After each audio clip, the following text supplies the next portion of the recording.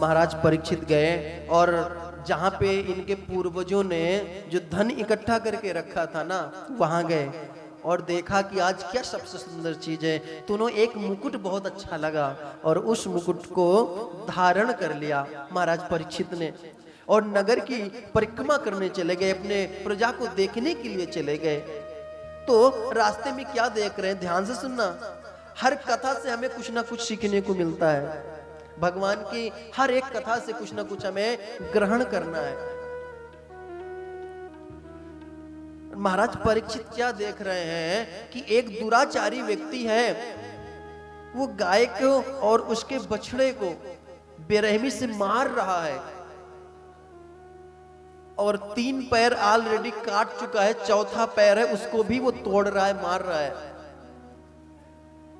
वो जब महाराज परीक्षित उसके पास में गए और उसने कहा, मंदात्मन दुष्ट बुद्धेर अहम तव अत्र हनिष्यामि, मैं भी तुम्हारा वध करूंगा। तो कलयुग हाथ जोड़ के खड़ा हो गया, बोले प्रभु क्षमा करना, हमारा तो नियम है कि प्रभु अपने धाम को गए तो हम कलयुग है, हमें तो आना ही है। कली का अर्थ है कलह। कली का क्या अर्थ है? कलह। ये कलह का युग है, इसीलिए इसको बोलते हैं कलयुग। समझ में आ रहा है? कली को क्या बोलते हैं? कलह।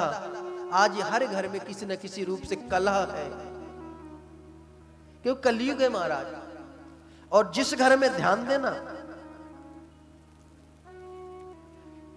जब कलयुग को मानने लगे तो बोले, देखो प्रभु, जो फल तपस्या आदि करने से मिलता था, यत फलम नास्ति तपसा न योगेन समाधिना तत्र फलम लभते सम्यक कलौ के शव कीर्तनात्। जो फल सतयुग में तपस्या करने से मिलता था, वो कलयुग में भगवान नाम लेने से मिल जाता है। कलयुग केवल नाम आधारा, कलयुग केवल नाम आधारा, सुमरे सुमरे नरे उतरे पारा, सुमरे सुमरे नरे उतरे पारा। कलयुग केवल नाम आधारा, कलयुग केवल नाम आधारा, सुमिर सुमिर नर उतरे पारा। कलयुग केवल नाम आधारा, सुमिर सुमिर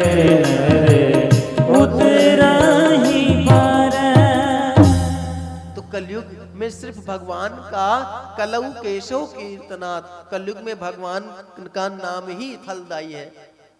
जब इतनी विशेषता देखा परीक्षित ने, तो परीक्षित ने उसको बख्श दिया, बोले हमें रहने के लिए स्थान दे दो। तो महाराज परीक्षित ने कलयुग को रहने के लिए 4 स्थान दे दिए। कौन कौन से? द्यूतम पानम ब्रजः स्त्रियः, शूनः स्त्रियः तथैव च। द्यूतम, जहां पे जुआ खेला जा रहा हो, वहां पे कलयुग का वास दे दिया। और जहां पे कलयुग होगा वहां पे क्या होगा? कलह होगा। और जहां पे जुआ खेला जाता है वहां पे कितनी कलह होती है। पानम, जहां पे मदिरा पान होता है वहां पर भी कलयुग का वास है, और इसीलिए वहां भी कलह होती है महाराज। पीने के बाद देखो लोग कैसा बोलते हैं, आज भी देखता हूं, फिर मिलो बाहर भी बताता हूं। और कुछ लोग तो ये सब बोलने के लिए ही पीते हैं। कोई पीने वाला हो तो बुरा मत मानना, लेकिन हाँ, जहां पे द्यूतम पानम, जहां पे मदिरा पान होता है वहां पे भी कलयुग का वास है। स्त्रियां, जहां पर स्त्रियों का क्रय विक्रय होता है वहां पर भी कलह होता है महाराज, वहां पे भी कलयुग का वास है। और जहां पे हिंसा हो रही हो, जहां पे हिंसा हो रही हो और जिनका स्वभाव ही हिंसात्मक है वहां भी कलह हो महाराज। हम लोग तो शांति प्रिय वाले हैं, हम कहते हैं बस हम दो और हमारे दो और परिवार सुख शांति से चले, परंतु यहीं पर कुछ लोग हैं जो कहते हैं हम दो और हमारे 10।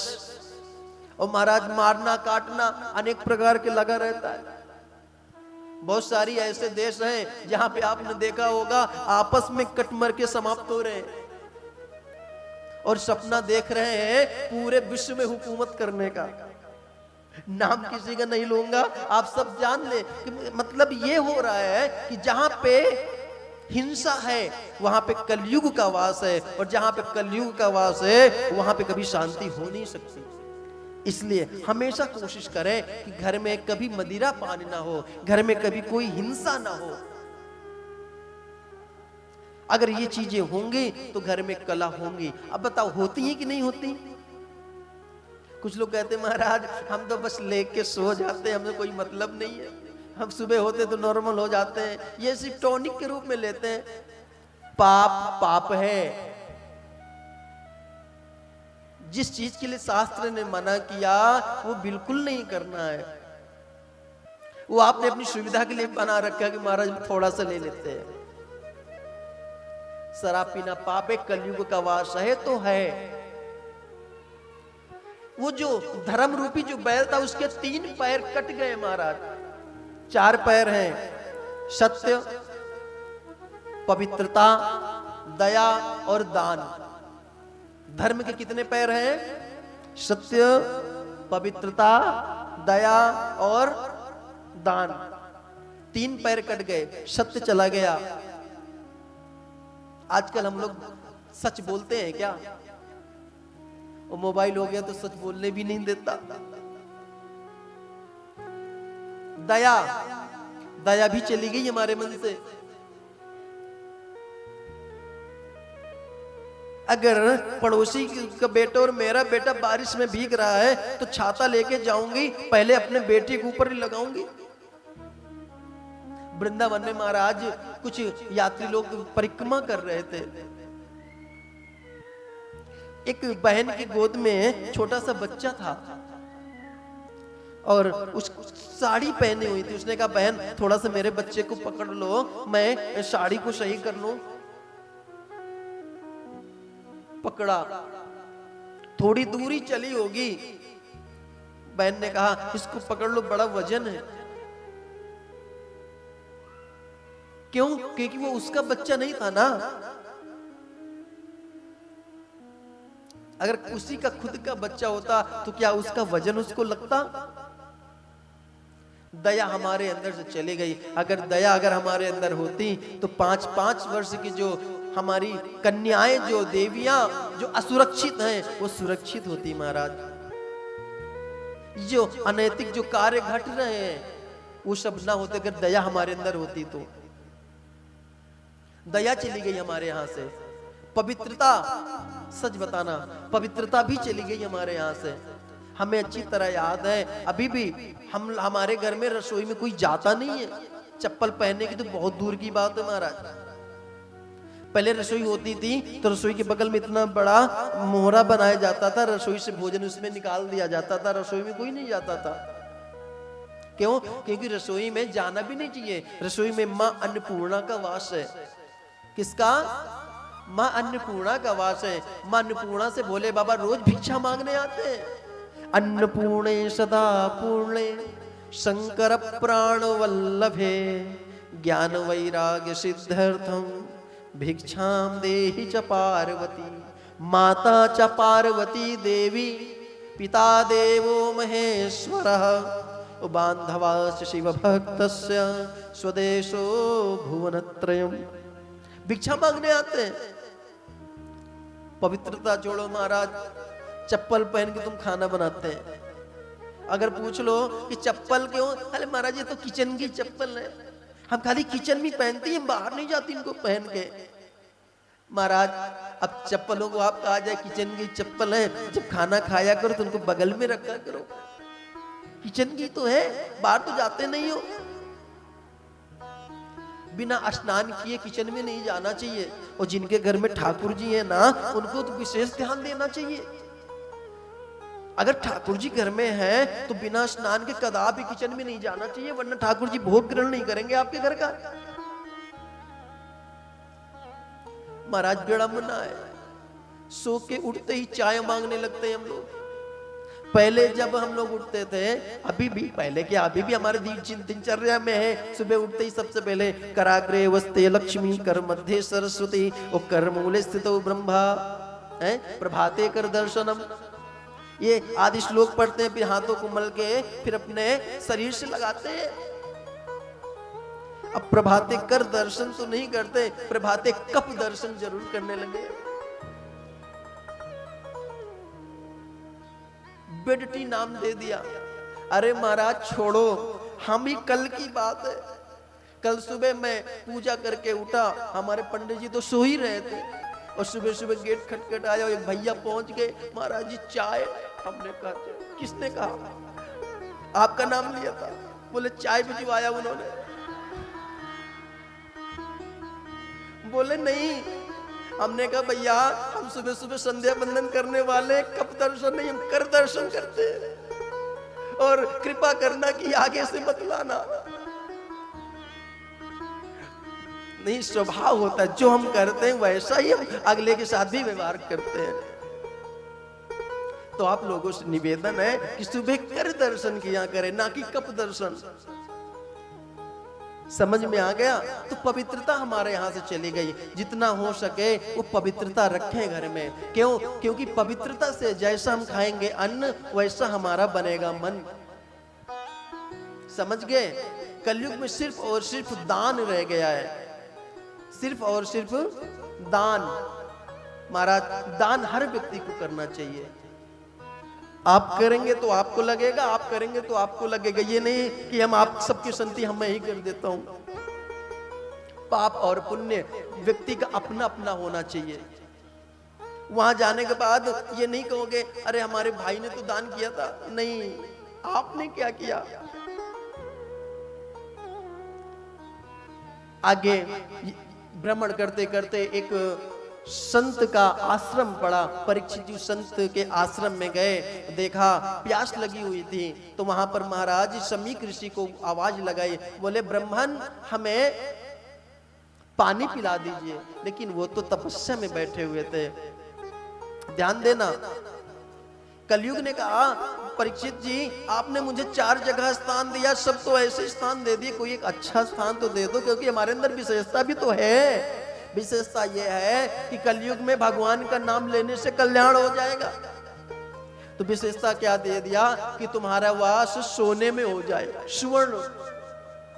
अब प्रश्न ये उठता है कि सोने में तो भगवान का वास है, नारायण का, कि वो खुद कहते हैं हिरण्यगर्भा समुवर्तताग्रे भूतस्य जाता पत्रीक आसीत सादाधार पृथ्वी द्यामुतेमाम कस्मै देवाय हविधेम हिरण्यवर्णाम हरिणीम सुवर्ण रजत सृजाम चंद्राम हिरण्मयीम लक्ष्मीम जातवेदो मावा। सोने में तो भगवान का वास है। वेद व्यास जी कहते हैं हाँ सोने में भगवान का वास है, और सोने में धन में कलयुग का भी वास है। जो छल के द्वारा कपट के द्वारा कमाया गया धन है ना, उसमें कलयुग का वास है। और वो धन आपकी बुद्धि को बिगाड़ देगा।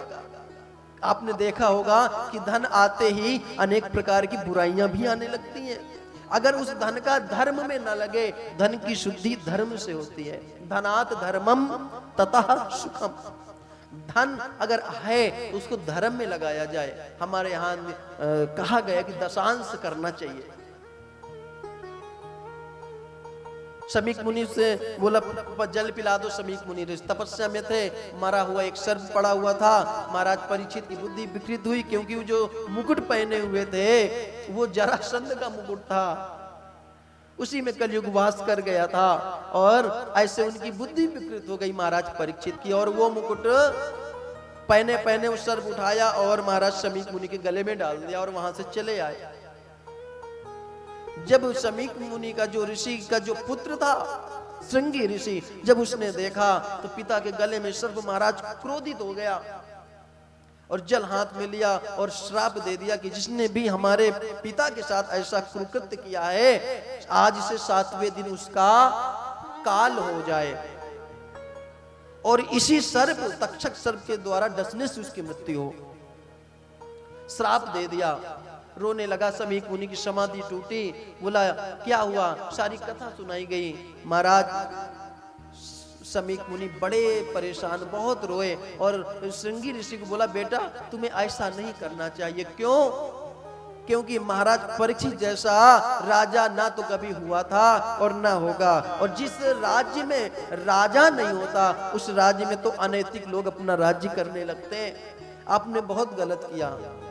परंतु एक बात बताऊं, अगर सूरज उदय होता है ना तो उस अस्त्राचल की ओर भी चला जाता है, अस्त भी होता है।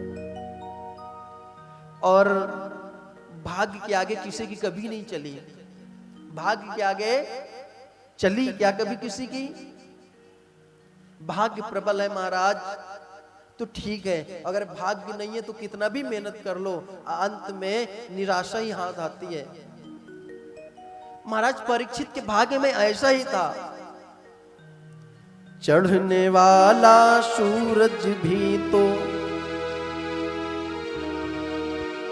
चढ़ने वाला सूरज भी तो चढ़ा मगर हर रोज ढला। इस दुनिया के भाग्य के आगे नहीं किसी का जोर चला। इस दुनिया के भाग्य के आगे नहीं किसी का जोर चढ़ा। चढ़ने वाला सूरज भी तो, चढ़ने वाला सूरज भी तो चढ़ा मगर हर रोज ढला। इस दुनिया में आग के आगे नहीं किसी का जोर चला। इस दुनिया के भाग्य के आगे नहीं किसी का जोर चला। बोलो राम सिया राम सिया राम सिया राम, बोलो राम सिया राम सिया राम सिया राम। राम सिया राम सिया राम सिया राम, राम सिया राम सिया राम सिया राम। बोलो राम सिया राम सिया राम सिया राम, राम सिया राम सिया राम सिया राम।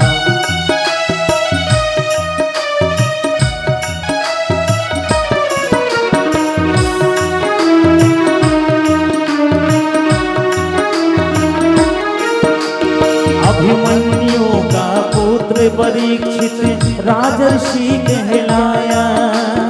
अभिमन्यु का पुत्र परीक्षित राजर्षि कहलाया।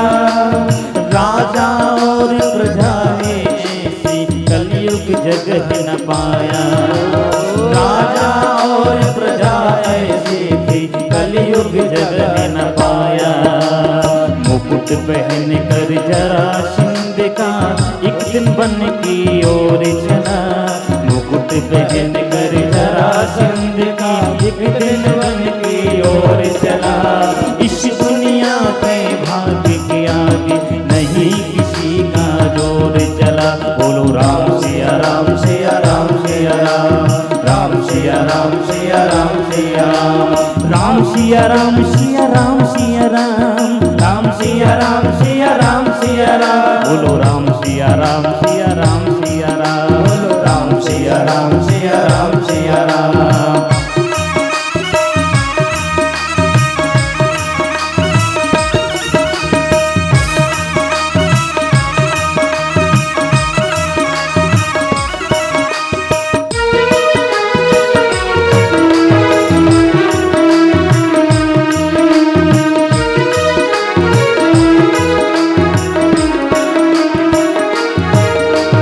करता हुआ शिकारी परीक्षित भी हर वन में जा पहुंचा। करता हुआ शिकारी परीक्षित भी हर वन में जा पहुंचा। प्यास लगी तो जल पीने को ऋषि के आश्रम जा पहुंचा। प्यास लगी तो जल पीने को ऋषि के आश्रम जा पहुंचा। सर के ऊपर कलयुग बैठा राजा क्रोध की अग्नि जला।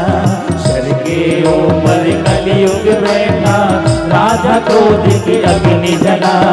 इस दुनिया दुनिया के भाग्य के आगे नहीं किसी का जोर चला, इस दुनिया के भाग्य के आगे नहीं किसी का जोर। सभी बोले राम सिया राम सिया राम सिया राम, राम सिया राम सिया राम सिया राम, राम सिया राम सिया राम सिया राम, राम सिया राम सिया राम सिया राम, राम सिया राम सिया राम सिया राम, राम सिया राम सिया राम सिया राम, राम सिया राम सिया राम सिया राम, राम सिया राम सिया राम सिया राम।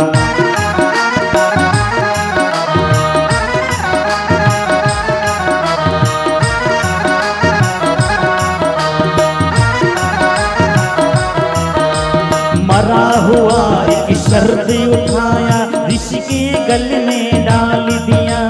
मरा हुआ एक शर्त उठाया, ऋषि के गले में डाल दिया। मरा हुआ एक शर्त उठाया, ऋषि के गले में डाल दिया। मरा हुआ एक शर्त उठाया, ऋषि के गले में डाल दिया। श्रापित करके ऋषि पुत्र ने 7वें दिन का काल किया। श्रापित करके ऋषि पुत्र ने 7वें दिन का काल किया। शंकर कहे जो तरना चाहे, शंकर कहे जो तरना चाहे, कर ले जग में कर्म भला। इस दुनिया के भाग्य के आगे नहीं किसी का जोर चला, इस दुनिया के भाग्य के आगे नहीं किसी का जोर चला। राम सिया राम सिया राम सिया राम, राम सिया राम सिया राम सिया राम, राम सिया राम सिया राम सिया राम, राम सिया राम सिया राम सिया राम, राम सिया राम सिया राम सिया राम, राम सिया राम सिया राम सिया राम, राम सिया राम सिया राम सिया राम, राम सिया राम सिया राम सिया राम, राम सिया राम सिया राम सिया राम, राम सिया राम सिया राम सिया राम, राम सिया राम सिया राम सिया राम, राम सिया राम सिया राम सिया राम, राम सिया राम सिया राम सिया राम। बोले भक्तवत्सल भगवान की जय हो। 7वें दिन में मृत्यु का श्राप मिला। अब जब समीक जी ने सुना तो समीक जी ने अपने शिष्यों को भेजा और बोला कि जाके महाराज परीक्षित से कह दो कि आज से 7वें दिन उनकी मृत्यु है। वो अपना उद्धार किस प्रकार करना चाहते हैं वो कर ले, अपने मुक्ति का साधन जुटा ले, क्योंकि 7 दिन में मृत्यु होनी निश्चित है। जब दूतों के द्वारा महाराज परीक्षित ने सुना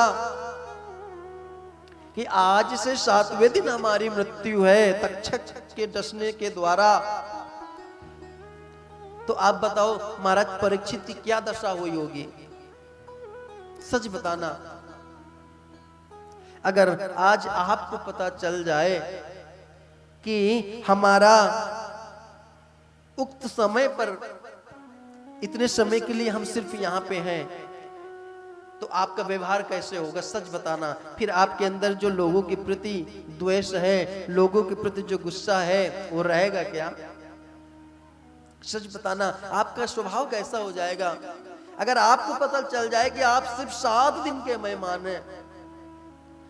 क्या करेंगे आप? सबसे पहले ये करेंगे कि जिनसे जिनसे भी आपकी बातचीत नहीं है उनके पास जाएंगे और हाथ जोड़कर क्षमा करेंगे, हो सके तो हमें माफ कर देना।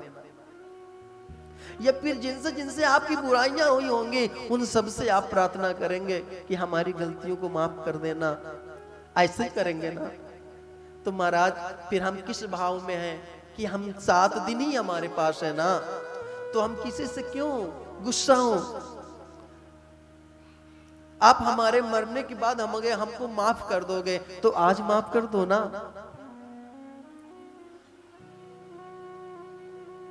हमारे न रहने के बाद आप हमारी तारीफ करोगे तो आज कर दो ना। हमारे न रहने के बाद आप हमारी अच्छी अच्छी बातें लोगों को बताएंगे तो आज बुराई मत करो ना। हमारे न रहने के बाद आप हमारे मन पसंद की चीजें करेंगे तो आज कर लो ना। हमारे मरने के बाद, हमारे न रहने के बाद आप हमारी प्रसन्नता के लिए हर एक उपाय करेंगे, तो आज प्रसन्न रख लो ना। महाराज, मरने के बाद हम कंधा देते, कंधा देना पुण्य समझते हैं। मरने के बाद कंधा देना पुण्य समझते हैं, सब लोग कंधा देते हैं। तो आज हमें कंधे की आवश्यकता है, आज कंधा दे दो ना। हमारा जीवन परिवर्तित हो जाएगा, सच में कह रहा हूं। जिस दिन भागवत को हमने अपने अंदर उतार लिया ना, सच कहता हूं, जीने की राह मिल जाएगी। हमारे न रहने के बाद आप हमारी सारी गलतियां माफ कर दोगे, तो आज कर दो ना। क्यों आप हमसे गुस्सा हैं? ये सारे भाव आपके अंदर जग जाएंगे महाराज।